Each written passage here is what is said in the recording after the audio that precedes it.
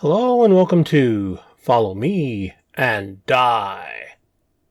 Today I'd like to discuss how do I roll up a character for part 2 of our series, How to AD&D 1E.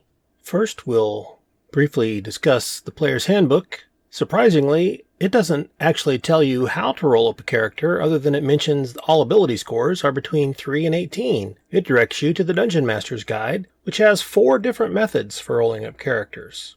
Unlike original D&D, where the Dungeon Master actually rolled up all the character abilities, in Advanced D&D, it's expected that each player will roll up the abilities for their own characters.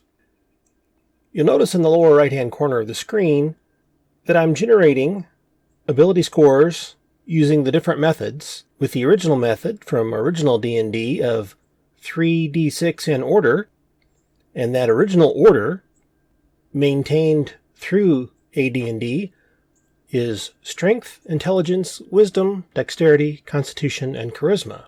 Unlike the 5th edition, where the abilities are grouped by listing the 3 physical abilities of Strength, Dexterity, and Constitution first, followed by the 3 non-physical abilities of Intelligence, Wisdom, and Charisma, original D&D ranked the abilities in the order of Gygax's preference for character types. That is, Strength for fighters, Intelligence for magic users, Wisdom for clerics, and Dexterity was later picked up for the new class of Thief. Other classes were added, but the order of abilities never changed. In AD&D, there's 4 different methods for generating characters, and in addition to those 4 methods in the Dungeon Master's Guide, it's got a chart for secondary skills. It has tables to help you figure out the age of your character, and I'd like to point out that for the age of your character, the starting age can give you certain boosts or penalties, but there is a direct note in there that was too often ignored in my experience playing the game, that it can't raise your score above the maximum or below the minimum for your class and race abilities.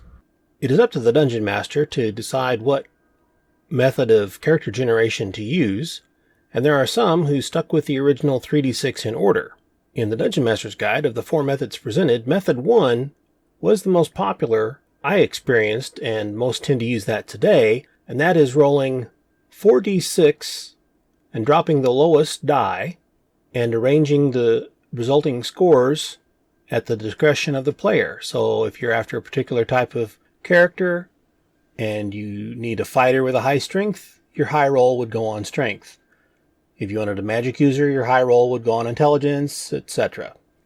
Method 2 is much more time consuming. You roll and arrange your abilities to the player's preference by rolling 3d6 in order 12 times, and the highest 6 scores are retained. In the third method, scores are rolled in order, 3d6, but you roll 6 times for each ability, and the highest score for each category is retained. So you roll, for example, Strength 6 times, 3d6, and the highest roll you get for Strength, you get Strength. However, you're supposed to roll it in the order of the abilities, as if you're rolling up 6 characters, but in the resulting grid, you take the highest score for each of the 6 abilities. Finally, with Method 4, you roll 3d6 in order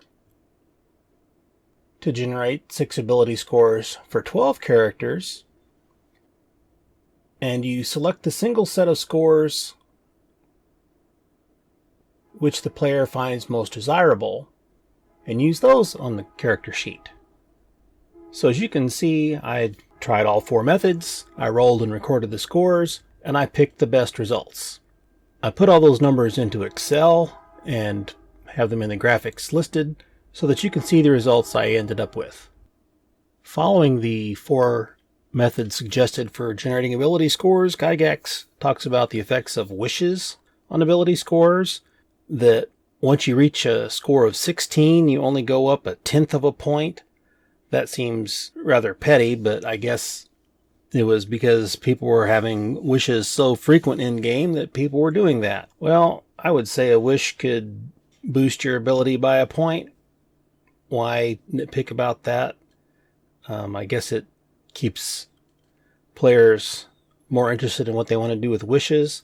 But wishes are pretty powerful, and it's up to each game master to determine how they want to handle the wishes in their game, if any. In addition, there's also a table for secondary skills in the Dungeon Master's Guide that allow you to determine what your character did before they were an adventurer, whether they were an armorer, a weapon maker, a farmer, a fisherman, a hunter, or the top of the chart, no skill of measurable worth. That added a bit of flavor to it. There's tables to determine age, and certain classes had a hefty modifier to how many years it took to get there. So magic users are all 40 years old. Why would you be a 40-year-old magic user just starting out running around adventuring? It really limits how long that player will be around. It's hard enough to level those suckers up. There's that. Then there's also height and weight. And the height and weight tables are actually the ones used for NPCs. So that's the one NPC table that it's okay to use. I would say it's just as valid to let the players determine how old their characters are. And as you can see from the scores I generated using the different methods, they range from fairly mediocre to quite impressive. The 46 dropped the lowest, didn't have the best scores, but just depends on what you want to do there. I happen to arrange the option best for a fighter to have a so-so strength, but higher constitution for more hit points. You could go with a higher strength. It just depends on your personal preference for how you want to handle that. Method 2, I ended up with a quite formidable character. You roll up 12 different sets of scores, and you take the highest for each one, or the highest 6 scores it says. That is quite different, but if you roll well, you can end up with a very powerful character. So 2 18s, 2 17s, and 2 16s, that is a formidable character. Method 3 was also pretty good. 2 17s, an 11, a 13, a 15, and a 14. And method 4 was an alright character. 2 13s, a 14, a 15, another 14, and a 16. And in the next video, I'll be going over the scores and what options for characters I see as possible with them. And it could be a pretty lengthy video. I apologize for how choppy this one is, but recording the audio was interrupted multiple times by the neighbor mowing the lawn, a very slow and loud train moving through town, and several other things. I hope you found this video helpful and informative, and moving you closer to generating your characters for AD&D First Edition. If you have any comments or questions, please include them below.